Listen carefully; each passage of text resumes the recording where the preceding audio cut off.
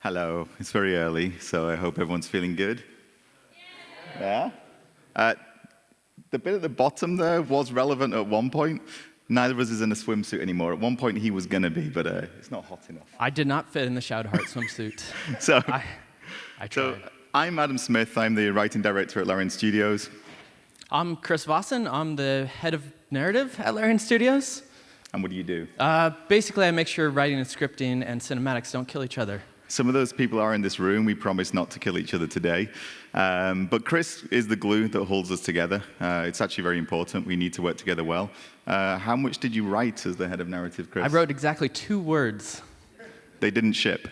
So, as the writing director, I oversee the writing of the game along with our creative director, who is somewhere in the room. I did some writing for Baldur's Gate, not as much as a lot of our other writers, but I oversee, I try to make sure everything sticks together, make sure the narrative's cohesive. It's pretty simple, as you can imagine. It usually goes pretty smoothly. So this will take about 5 minutes. Before we start, a couple of warnings. There'll be some spoilers. They're quite light, up to the beginning of Act 3, but they are light. And there's also quite a lot of sex and violence in the presentation. Most of it on screen, not on stage. So, We'll see about that. So with all that said, let's begin. So Baldur's Gate 3, like I said, pretty simple. It started with this lovely illustration from Baldur's Guide to Monsters. It's a tadpole crawling into an eye. We thought that is the beginning of a heroic adventure. It turns out it was. We wanted to connect that image, that idea of the Mind Flayer parasite, to one of our favorite RPG sagas of all time, Baldur's Gate. So we had this idea for a story about a group of adventurers infected with Mind Flayer parasites. And we thought, wouldn't it be amazing to tell that story as a continuation of the Baldur's Gate saga? You can see the city of Baldur's Gate there on screen, and Baldur's Gate 1 and 2. So we thought we'll start with a bang on a Mind Flayer Nautiloid. There's mystery, there's horror, there's suspense. We find ourselves infected. And then we'll travel to Baldur's Gate to defeat the masterminds behind the conspiracy that's infected thousands of people across the Sword Coast. Like I say, pretty simple. There'll be romance, monsters, sex, violence, new characters, returning characters, awesome villains. We'll see the city of Baldur's Gate, walk its streets, visit some of the locations we remember from the earlier games.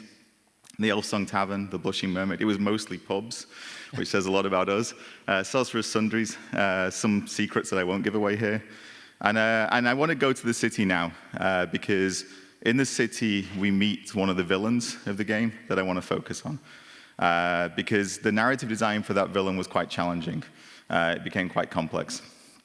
So this is Orin, for anyone who doesn't know her. She's the chosen of Baal, Orin the Red. She's the murder mistress of Baldur's Gate, I've written here. And she's the next challenge at the point in our story in the path of our adventurer. And I need an adventurer. Chris? So Orin's a shapeshifter, and that's cool because it means I can do lots of things with her. She can hide in plain sight. This is Tav. Who here knows what a Tav is? Yeah? Some people know what a Tav is. So a Tav, for those who don't know, is the default name for a player character in Baldur's Gate 3. It's a really complex origin story. The codename of the project was Gustav. This is the second part of Gustav. So apologies to anyone called Gus, because we missed that one. The Tavs come in many, many forms. They can be humans, dwarves, elves, drow, tieflings, githyanki. They're all capable of amazing things. They can be sorcerers, wizards. They can be skilled at combat. They can be oath keepers or oath breakers. They can be sneaky little rogues. They can be monks. They can be extremely violent, chaotic. They can be heroes, villains. They can be lovers. This one's from California, and he does spreadsheets. So he's going to do great, I'm sure. He's had all kinds of adventures so far. And we're going to pick up his story at the point where he's reached the city of Baldur's Gate. Finally. How long did it take? 3 acts. He's about to meet Orin for the first time.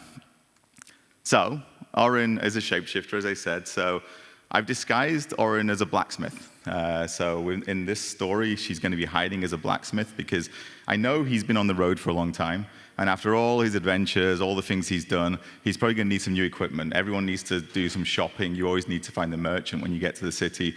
So I'm pretty confident that's where he's going to go. So Yeah, I'm not going to the merchant. There's a circus over there.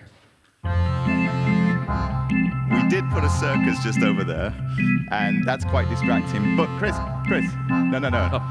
I need you to go to the blacksmith because that's where the story continues. I don't want to go to the blacksmith. I'm going to that circus. You can go to the circus in a minute. Right now, I just need you to meet Orin, meet the villain, continue the story, and then you can go and do whatever you want to do. I'm Tav, and I can fly. I can go anywhere. I'm going to that circus.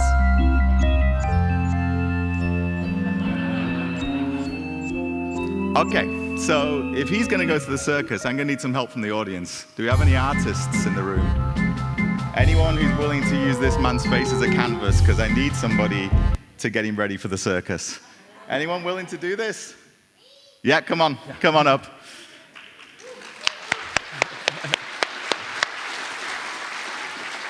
Now, I will say, the mustache makes it quite hard, and you've only got about 2 minutes. So do your best. Oh, we can do this. Yeah, he's already a work of art. So while they're doing that, I'm going to figure out what I'm going to do because he just completely blew off my story. He does this a lot. Tabs are quite chaotic. They tend to wander in directions we don't want them to wander in. But you guys really like sparkling water over here, don't you? When a Tav does wander off in a direction we don't want them to, we say, you know what, let's roll with it. That's how we work. But it's a dilemma, because I do need him to meet Orin. I need my story to progress as well. So how am I going to make sure he's aware of her? I worry that he'll miss her. Maybe it's okay if he does, but she's a shapeshifter, right? If you remember that. So that means that I can do some interesting things with her. I don't want to throw up invisible walls. I don't want to gate the circus. That's where he wants to go. That's where I'm going to let him go. He's actually over there. And I'm not going to take control of him. I'm not going to take over in a cinematic and start directing him where I need him to be. So I need to think smart. Because we made a promise to this Tav. We do to all of them when they come into the world. We say, we're going to give you a world to play in, full of adventures and stories. But we'll do our best to let them explore it in their own way. Do what they want to do. Have the experience they want. If they want to go to the circus, they can. And if I wanted to meet Orin, then maybe I can be smart about it. So let's say I take somebody from the circus and I say, this person can also be Orin. She can shapeshift, right? So while they continue, I will quickly put on the circus music again. I don't think they've even managed to get any makeup on him yet. He's going to look great. But the important thing here is that we need to adapt to his actions. That's what we need to do. We can't rely on him going where we want him to go. There's very few points in Baldur's Gate 3 where we do that. There's very little we can rely on knowledge of what the player is doing. So in this case, he's going to the circus. He's looking great down there. He's going to go off to the circus, and I'm going to make sure he does meet Orin. And what I'll do is, I'll take another NPC, and I'll say, well, now this is Orin. She's shapeshifted, right? So I can take multiple NPCs, and I'll then be the one. Chris, I need you back. You can continue. He looks... Much visible. Let's see. The sparkling water killed That's actually a lot better than we imagined it would be. Thank you. So I'm assuming you listened to everything I just said. I don't listen to you at all. So you've been to the circus. What happened? I met a clown. That's not you, just to be clear. But I plan to kill him. You want to kill the clown? Okay, Definitely that's gonna great. kill the clown. Did you do the love test? There's a love test at the circus? Yeah, I failed. Well, it's no surprise. So the love test is with a dryad. Yeah, you remember? What's a dryad?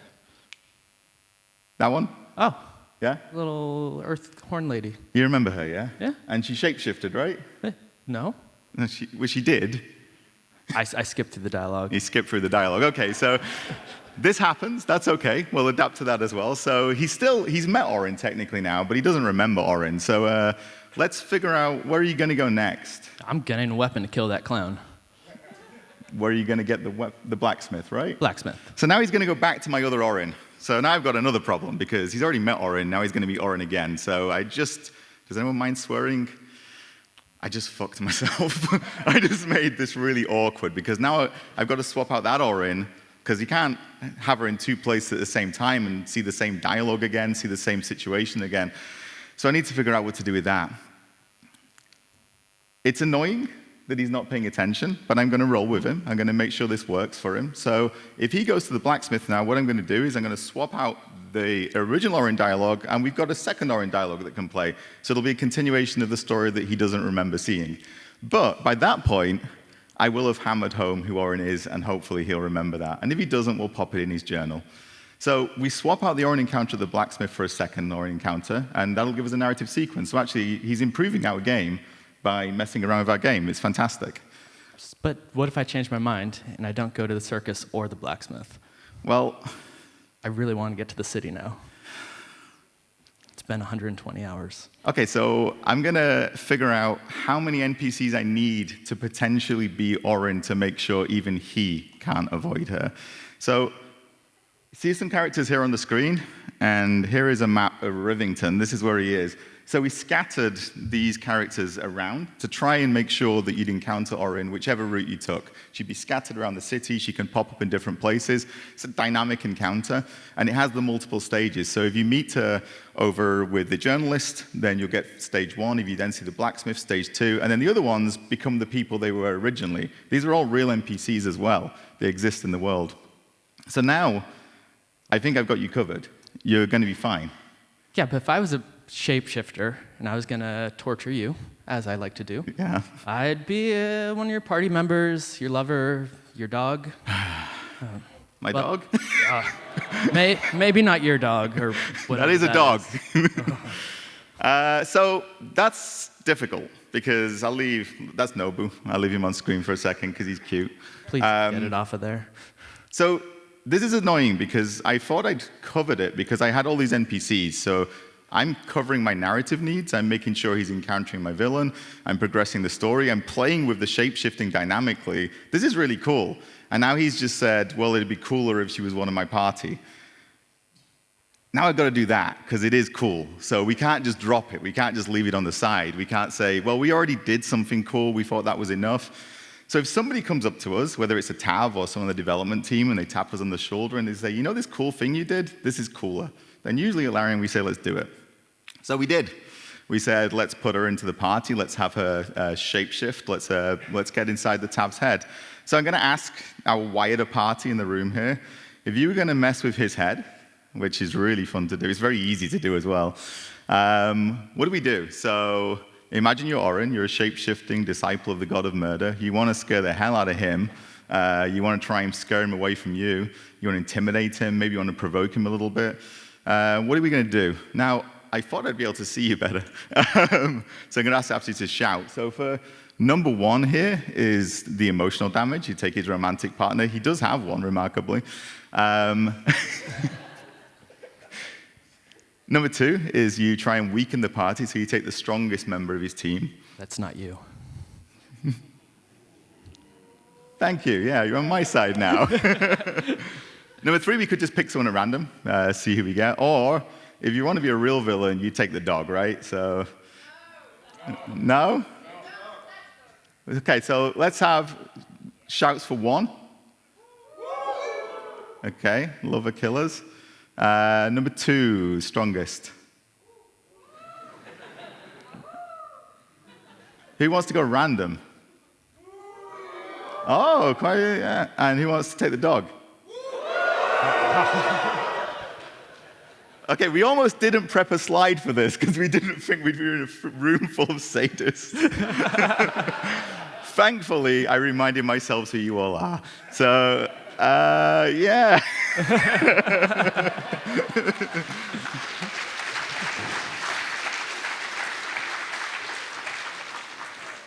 So here's the thing. Orin is a disciple of Baal, god of murder. Even she doesn't do this. So you're the worst ones. Now, we did make a character in the game who takes the dog. It's a very minor character at the post office. And, we have villains who want to destroy the entire world. We have villains who want your brains to be eaten. We have villains who are dictators, tyrants, chaotic murderers, necromancers. We have freedom-fighting gnomes who are assholes. We have all kinds of different villains. I don't think I've ever seen as much hatred as I did for her. This is from Reddit. This is some of the things that people actually do to this character again. Chris, can you read some of those out for us? Steal key off of her for your dogs. Then So just to be clear, she has cages full of dogs, so... Then let the dogs eat her. My party clubs her to death in broad daylight, like them. Then I pick up her corpse, fly to the roof of the post office, and lay her down there for a sky burial. Very respectful. Actually, the bottom one you should do, because this is very good use of Dragonborn skills. I killed her, been there, had Shadowheart, and reanimated her dead body into a zombie. That ended up turning her body into mush. Then I re-killed her zombie form. After it was done, I'm an acid Dragonborn, so I threw up on her puddle. And that is why we make video games. I think that's how we first met. So, you take the option. We didn't go with this one, taking the dog. We really didn't expect you to pick that one. I'm glad you did, and I'm glad we backed you up on it. I'm actually going to hit him where I know it hurts him the most, which is by taking his lover. Ignore that. I don't know how to press my buttons. I'm going to kill his darling. No.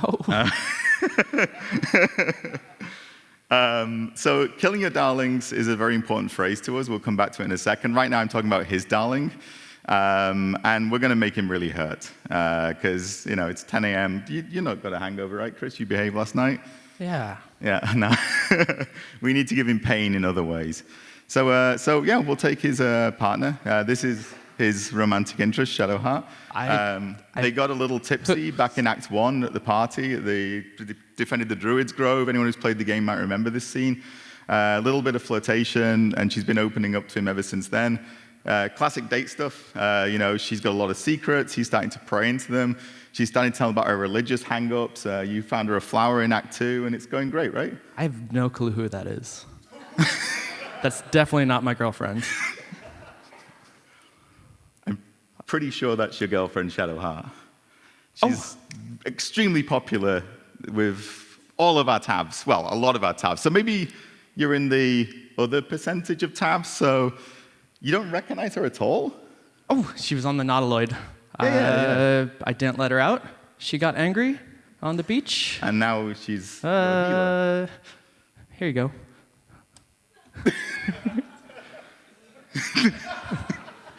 She's dead. Nibble on that. You gonna throw that into the audience? No, producer will be really angry at me. Okay, so not Shadowheart then. I'm gonna go with Will. Chris is a courtly, romantic kind of guy. He's a good dancer, so I think him and Will would get along. Yep. Yeah?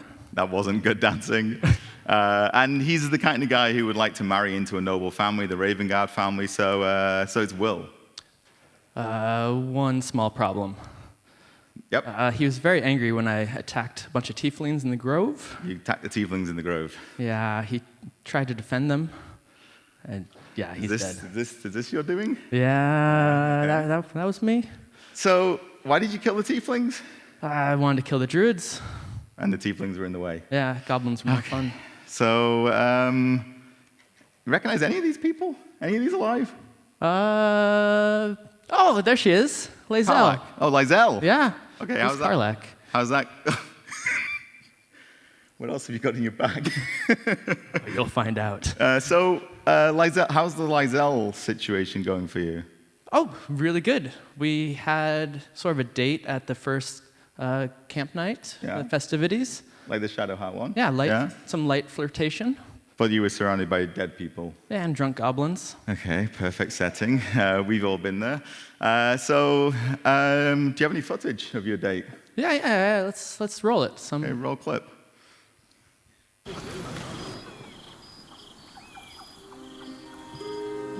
Gith train relentlessly. We know our bodies inside and out.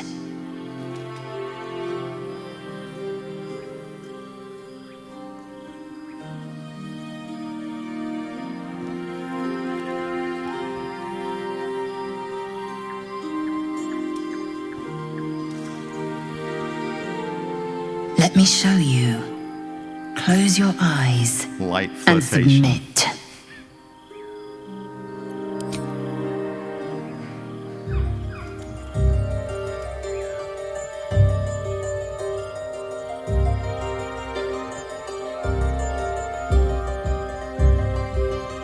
A pause, and then the flicker of a tongue across your neck.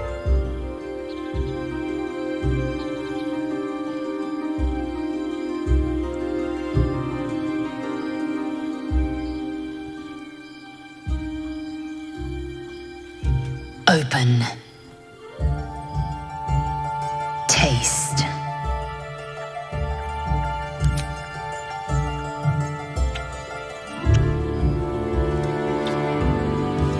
Good. Lower.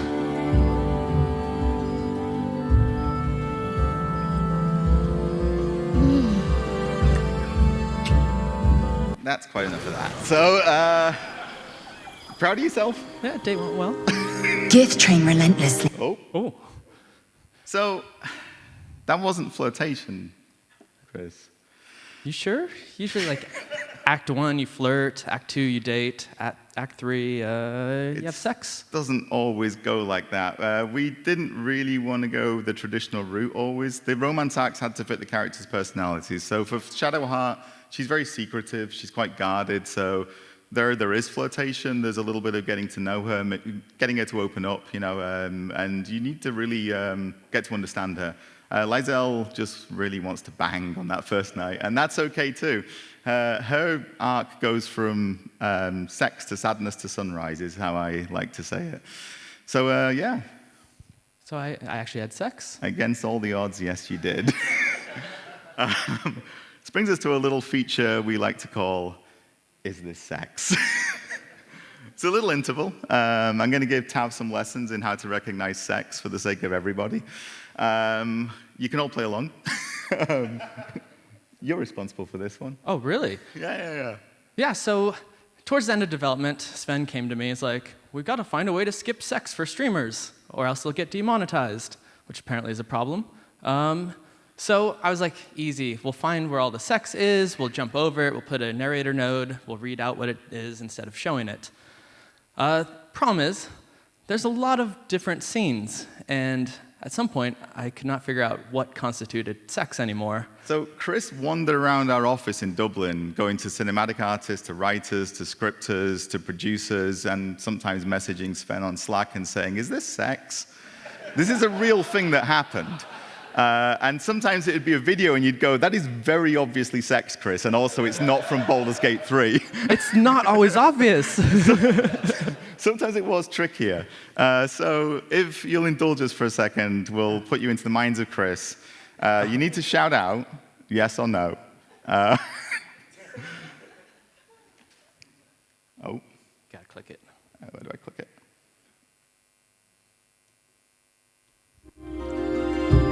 Oh, we've already seen this one. Oh, fast forward. That one is sex. Oh. Oh, we failed. Open. You're more skilled. Taste. Well, this is problematic.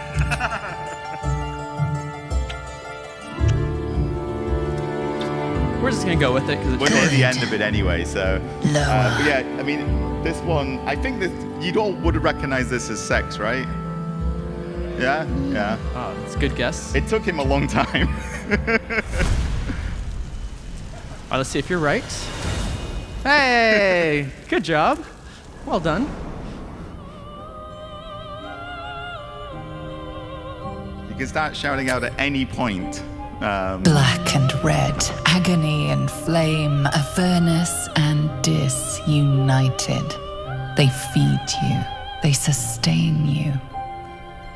In Mizora's infernal embrace, you are lost to Malbolgia. In fact, stand up if you think it's Her sex, flesh and is then an at the end we'll see how many people are endless standing. landscape of craggy hills and deep valleys to survey. All right. That was not sex. That is not sex. Yeah, you can show that on YouTube. As he kisses you deeply, it feels as familiar as breathing. A last cascade of pleasure washes over you, greater than the feelings before, but it draws you back into reality.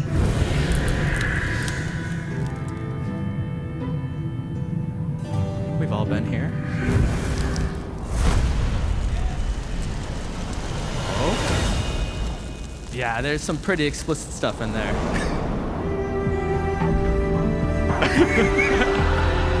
See, it's not that easy.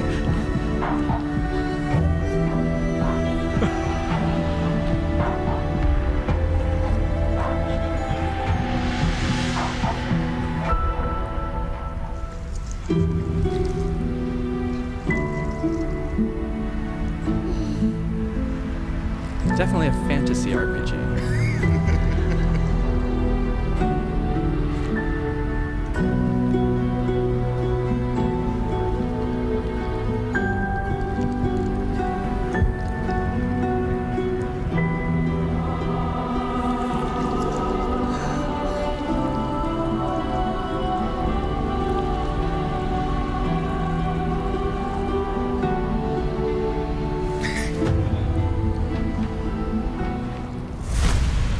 Huh?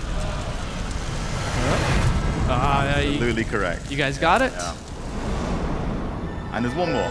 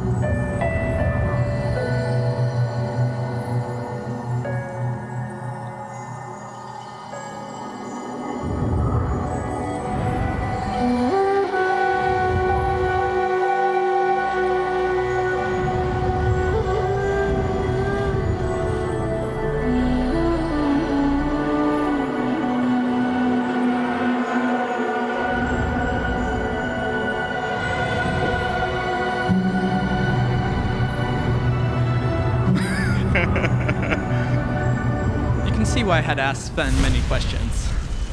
Yes or no? Nobody knows. Nobody knows.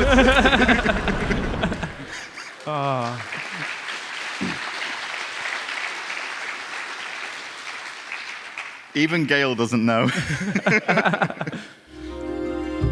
Oh.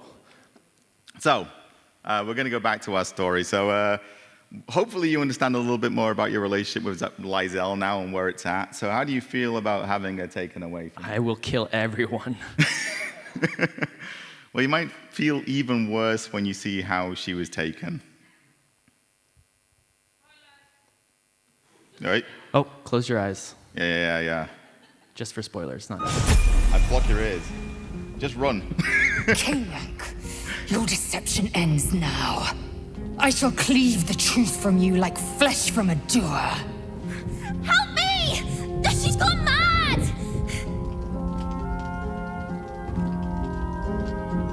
This is not the whelp who's been following us.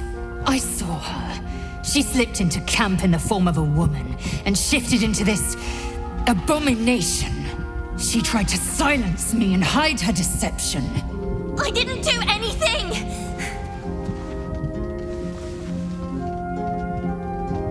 Is my word not enough? You can see why Say I fell your for it. farewells, Nivukrim.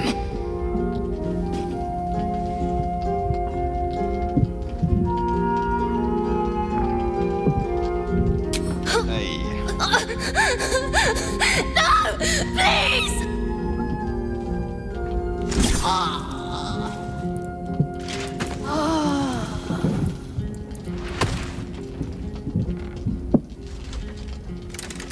Blood and tears taste so sweet together. Ambrosia fit for Baal himself.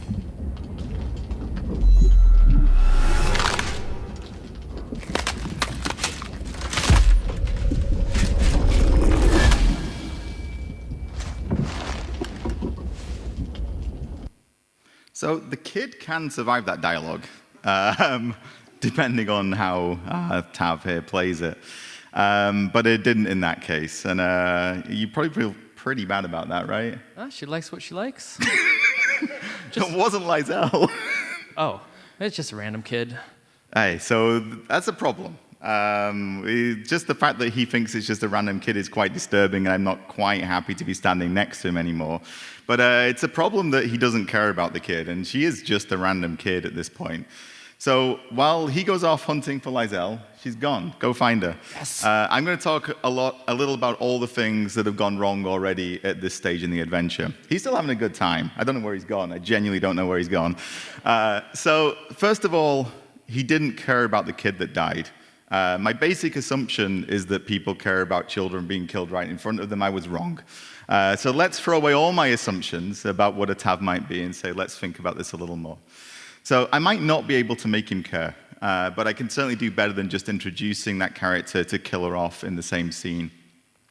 I made a lot of other assumptions about him as well, but I'm going to talk about that one quickly. So Yenna started out, this kid's called Yenna, she started out as what we call a +1 solution. So we knew that we could have Orin take somebody. She'd get inside your camp, she'd get inside your head. And then we think, well, what if we have players who are lone wolves? They're going through the game, they don't have any companions, either because they keep killing them like him, because they're not good at making friends, or because they want to play that way. On a second playthrough especially, sometimes people want to really push themselves. They might go into the lone wolf mode and not recruit anybody. There he is. In that case, we needed to make sure that we could still get Orin inside the camp, so we created this character, Yenna.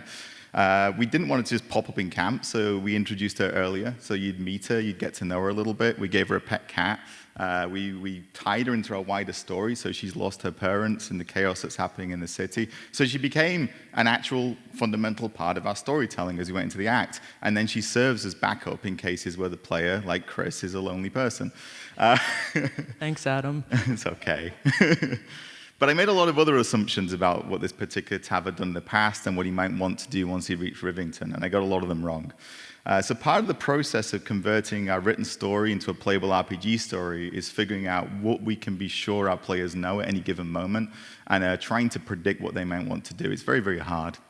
So imagine someone who skips most of the dialogue, kills almost everyone they meet, barely engages with their companions, forgets everything we told them from one gameplay session to the next. Maybe they went on holiday. Maybe they came back from the holiday, they picked up the game again, and they say, I can't remember what's happening here.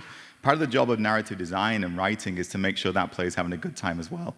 Sometimes it's as simple as a journal entry, sometimes it means a +1, like a character like Yenna, but it's always trying to make sure that that player's still having a good time. The same way that if we say you can play in easy mode and the combat's easier, let's make sure our story is understandable for the person who doesn't want to engage with it at that level. Let's make sure there's all those avenues they can go deeper, they can get the emotional hits, they can get into the backstories more, but let's make sure these players are having a good time as well. How many players like this do we have in the audience? Anyone? No, you're all alone in this world, Chris. Oh, there we go. Yeah. My friend. Presumably, you're ignoring what I say now as well, so it's all good. It's okay. I love you even if you ignore me. It's all fine. There's part of it. So a player who only cares about knowing where to go next and what to do when they get there, we need to cater for them. And sometimes you can fall so much in love with your own story that you forget about those players because you're busy telling your story. So we want to make sure they know that. They know where to go at the very minimum. And that sometimes means we need to repeat ourselves. And I checked in our data system how many times somebody says the word healer in Act 1 of our game. Because in Act 1 of our game, you have a parasite in your head and you're looking for someone to heal it. There's 160 instances of someone saying the word healer. It's not 160 NPCs, 160 instances. That's not from the player, that's from NPCs. It's a hell of a lot. But given how much dialogue we have, it's a drop in the ocean. And if you look at it on a page, you think, God, that's all I'm going to hear. That's all I'm going to hear. For some people, they need to hear it. They need to be reminded of it. And it makes sense that the characters are interested in it, that it is an obsession with them. And it means that even a Tav as clueless as my friend Chris here probably knows what to do in Act 1. So you knew what to do in Act 1, right? No, I took a shot every time I saw healer. Have you found Lizelle yet? No, but I went searching. Yeah. How did it go? There's a lot of space back there. Oh God, look. I have all this on my slides. I didn't know about that. Chris made these slides for me. Sometimes you have to repeat yourself. Yeah, in case you forgot. So you went looking for it? Yeah, went to a brothel. And Tried to find Lysel. he needs to find Lysel. And then where else did you go? Some flaming fists. Yeah, so they had some quests for you? No, I tried to find Lysel. Okay, and then there was some guy with some problems with ruffians. Really wanted me to kill some interlopers. Did you get involved? Lysel would have loved it, so Yeah? I need to find her first. And anything else? I almost had that moment, but had to find Lysel. Remember, was that sex? Yes. Oh, No, that was no. that was a no? Oh, God. Don't tell Lysel when I find her. So this is a problem. He's now fixated on finding Lysel. And we don't want to railroad our players. And when we have a dialogue like the ones you just saw, where there's only one option, we refer to it, I nearly said internally as a sausage. I don't like that phrase. We refer to it as a sausage. It's a point in the dialogue where it becomes a cylinder of sadness, the death of discovery, and a beginning and ending. It's a single line. It's I say one thing, you only get one response. We avoid it as much as we can. They genuinely make us sad. We don't like them. You can see the little quote from Sven there. I got myself into a sausage. We don't want to force our players into being single-minded. We want to let them go to the circus when they want to go to the circus. We don't want him to have to say, this is my current quest, this is the only thing I think about right now. It's absolutely fine if as a player he only cares about finding Lysel. He can go and do that. But in the dialogue, we don't want to say, this is the thing on your character's mind above all else. So we don't do that. The thing is that once dialogues we want them to be engaging. Once they become complex and we start to give more and more options in them, they can be overwhelming, and we don't want you to be overwhelmed by complexity either. Thankfully, we have incredible game systems that are behind the dialogue, so he can go and do whatever he wants outside of the dialogue. The dialogue isn't the only thing that's telling him what to do in the world. And one of the things I try and keep in the front of my mind is that it doesn't matter how cool or clever the story I want to tell is, if the player doesn't understand it and doesn't engage with it emotionally, it's not a good story anymore. It's not a good story for our RPG. We're already asking a lot from our players. They're keeping track of spell slots, inventory management, quest journals, combats, a full party they're managing sometimes, multiple classes within that party. If we had a story with lots of major characters, secret plots, surprising revelations, all these meaningful choices, we can lose them. So sometimes the best thing to do is to simplify, simplify, simplify. But when I say that, I mean the thing we're presenting to them. Behind the scenes, it gets very complicated. But I always think our job isn't to direct the player, it's to give them guidance when they need it. And because our tabs are smart, and they are, to be able to play our games, you've got to be pretty smart, actually, they quickly realize if we're being too forceful in our guiding. So if they end up in a situation where they see a dialogue and they have like my 4 questions, and every time I ask a question, I end up back at the same node by the character again, they sense that. They're going backwards and forwards, and they're not really moving forward. So we try and keep flow in the dialogues rather than having a central hub. And I'll just show you some examples of what that looks like inside the dialogue editor.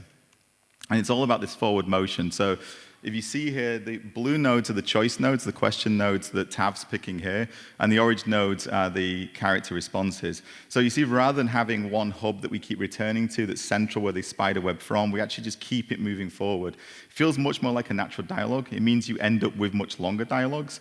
But actually, when you're playing this, it should feel fairly natural, and you're not having to, wring the dialogue free of all its choices.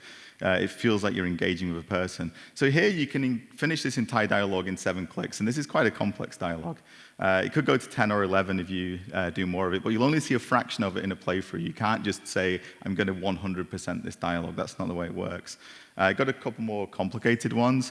So this one, you see, toward the end, you start getting these explosions of nodes. There's a lot more choice space. What we don't do is present you with all of them. So if you see as you go deeper into it on the far right of the screen, you start to get more blue nodes there. Some of those are optional. They'll depend on what you've done before in the game, who you are, what you know, what you remember.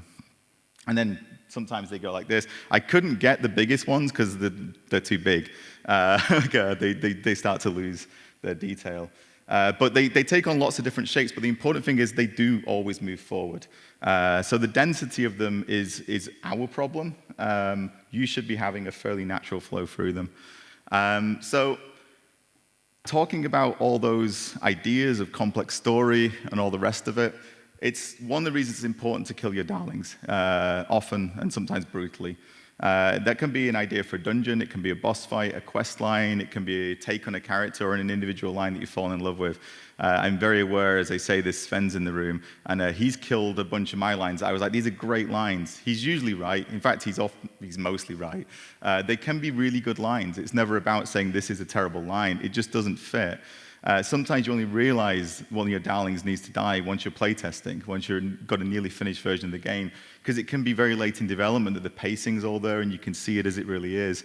And you see this beautiful line you wrote and you go, this is a great emotional gut punch, but it just doesn't feel right. It sucks the energy out of the room, it sucks the energy out of the dialogue, it kills the momentum of the moment. So then you get rid of it and that's fine. I mean, it's what you need to do. It doesn't mean the dialogue wasn't great, it's the wrong place at the wrong time. I think we're very You did cut 100% of my work as well. It's 2 words.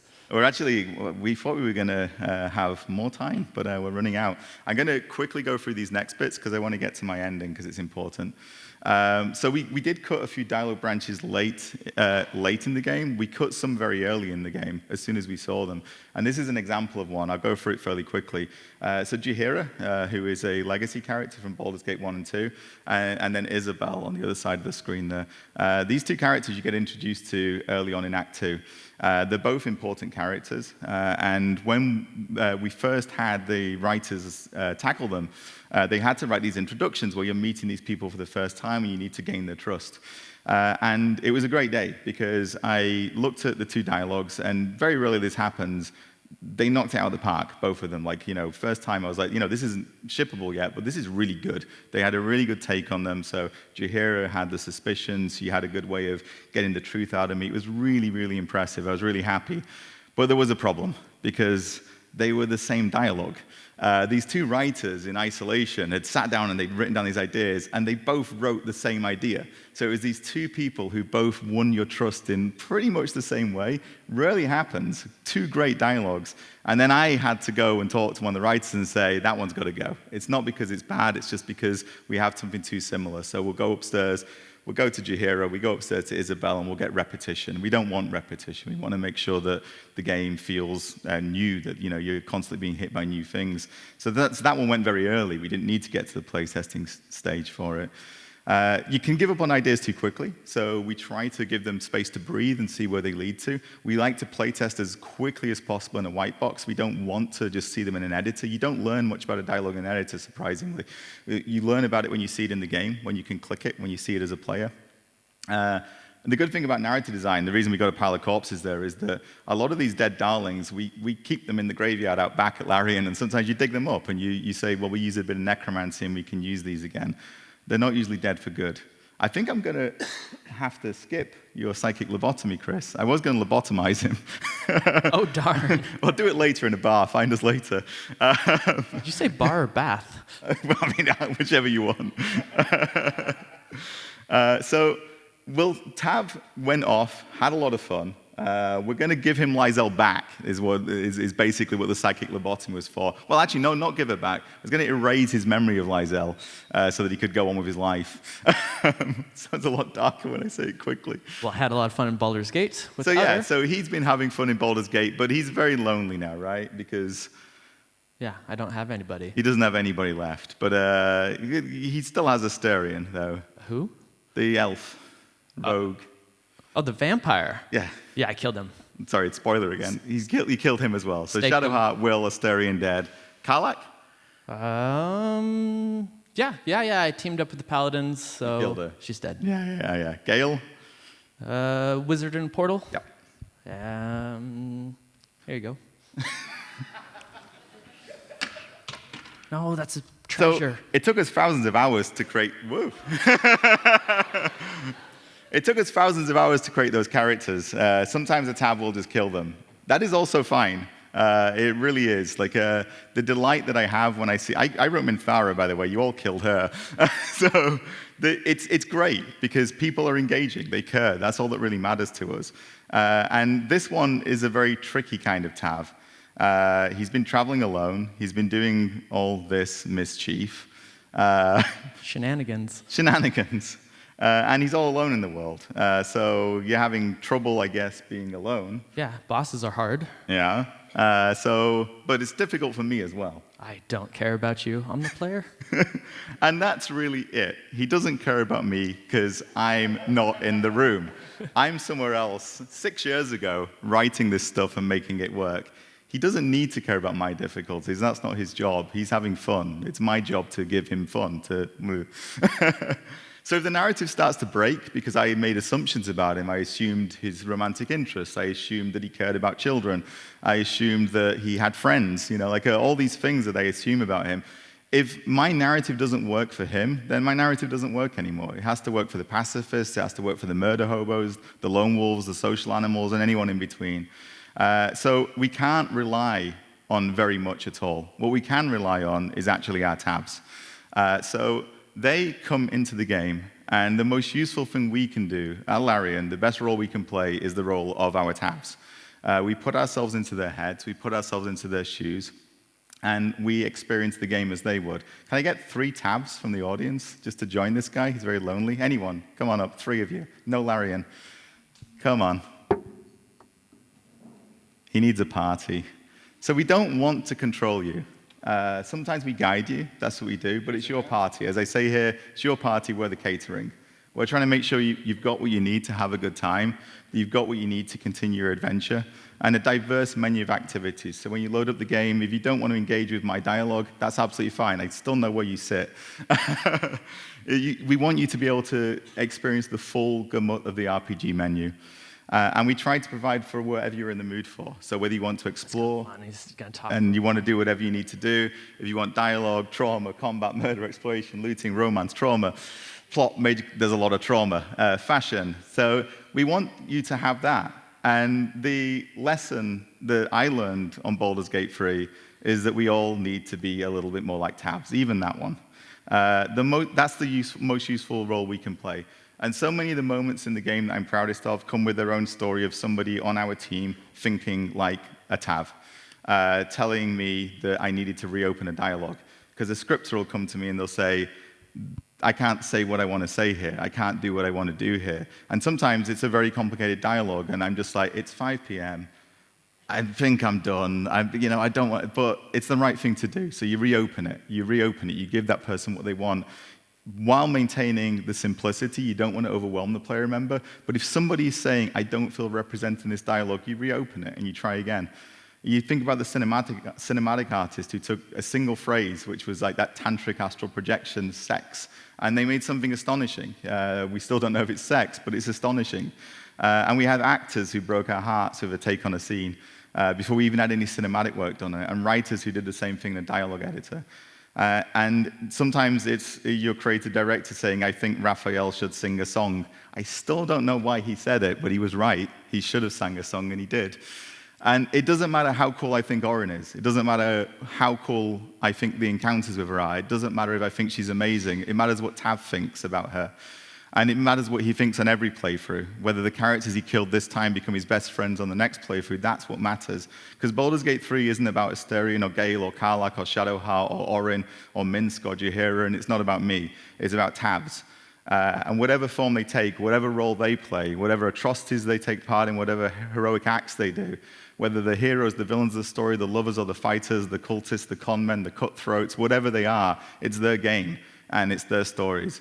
And that's why the best thing that I can try to do is to try and think like them, to anticipate their fears, not to make the assumptions about them, think about their aspirations and the choices they want to make, and put myself in their shoes. And that's how simple it is to write a game like Baldur's Gate 3. So thank you for listening. Thank you for...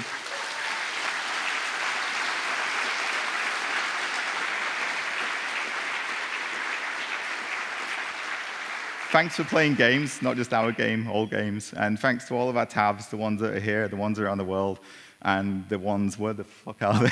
We found a secret path. What? Okay, they're up there. Big applause for the tabs.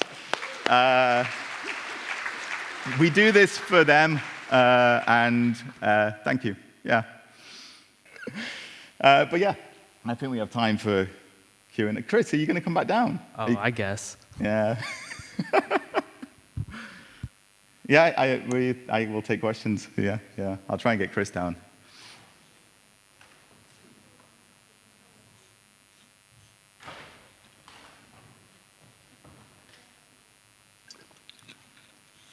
Nothing.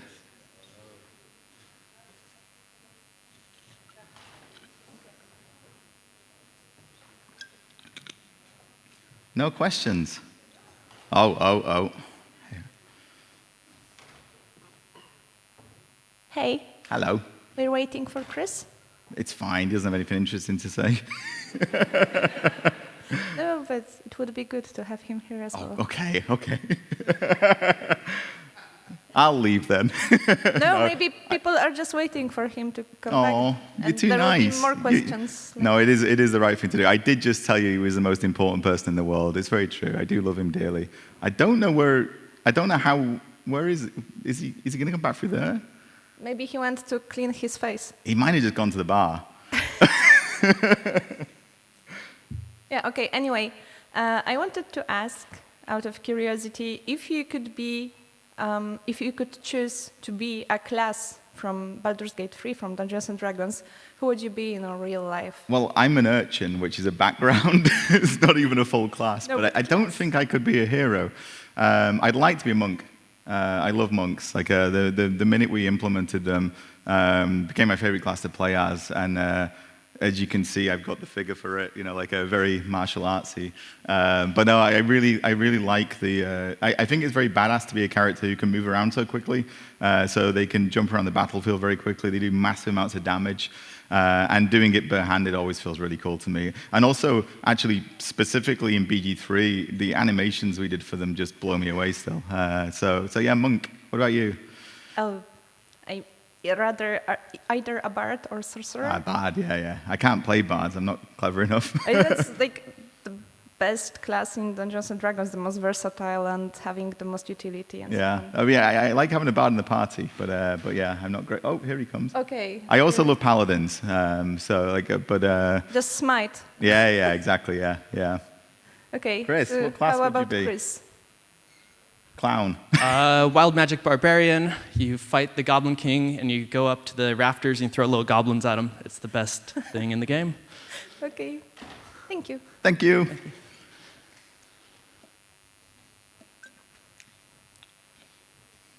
They waited for you. They were very polite. Oh, I was avoiding the questions. No, I was like about to go out, but she came before me. Outreacted me. But I've been meaning to ask a question like, there's a really important point you made about how you, as a writer of RPGs, need to see things from the perspective of the player, no assumptions. What advice can you give to a writer who is trying to write an RPG protagonist in terms of how they engage with the words in which they're thrown? It depends on the kind of RPG. So everything I say is about the kind of RPGs we make. I think that it's a very broad church. For me, it's contrasting choices. Make sure that the protagonist of your RPG has contrasting choices. So when they go into a situation, you're not limiting the role-play space for them. So they can feel comfortable with saying, like, I feel represented. Even if this isn't exactly what I would say, I feel that my choice space is respected here. But I mean, in the usual dialogue, there's like 4 choices, right? And there's more than usually 4 different unique players playing the game. Yep. So the question I really have is like, how do you make those 4 choices count? So sometimes it's about making sure that they cover a fairly broad range. So like, this one feels like it covers, from here to here on a spectrum, so they're not too specific, and you give them a little bit of character. So you don't want them to be dry. We tried a lot of different things. At one point, our question notes, our player choices were far too dry. They felt quite stale. So we gave them more character. That actually helped. We thought it might make them too personal. So, you'd say, this doesn't sound like me. But having a little bit of attitude in some of them, a little bit of like a flair in them, actually makes them work for a broader audience, I think. But you're doing a lot of work before every dialogue you get to make the player feel represented anyway. So by the time they reach that dialogue, hopefully the play experience they've already had says, you know what, that one's close, that feels good, because you've allowed them. Like one of the big advantages of an RPG like ours is they're having a great time outside the dialogue, you hope, and the gameplay systems are fantastic, so they usually are. So by the time they get to dialogue, they feel represented already, because it's not only through the dialogue they are. So my advice, and take everything I say with a pinch of salt, is it's very easy to think I need to give them 10 or 12 choices. At that point, they just think, it's too many. They just click through them, and they can't take it all in. They're not really analyzing it anymore. So 4 or 5, I think, is a really good sweet spot. I think usually, if you're smart about it, that you can make sure they feel at least something is close to that. Yeah. Thank you very much. No problem. Thank you. Excuse me, but we're running out of time, so we need to set up. Very short, right? Very, very short. Okay, I learned, and people from design taught me that the gameplay is first, then story. But sometimes there are games that story is first, like script and treatment. How was in your case? Did you have a treatment of the whole story or the script first, or game mechanics first and then story? Or it was simultaneously? When did you create mechanics? Well, all simultaneously eventually. We had a story, and then we kept changing it. That's how we work. So we adapted it to the needs of the game and the needs of the player as we play tested. We were writing scripts until very, very late. I will stop, sorry, because I don't want to take up anyone else's time. But thank you so much. Thank you, everyone.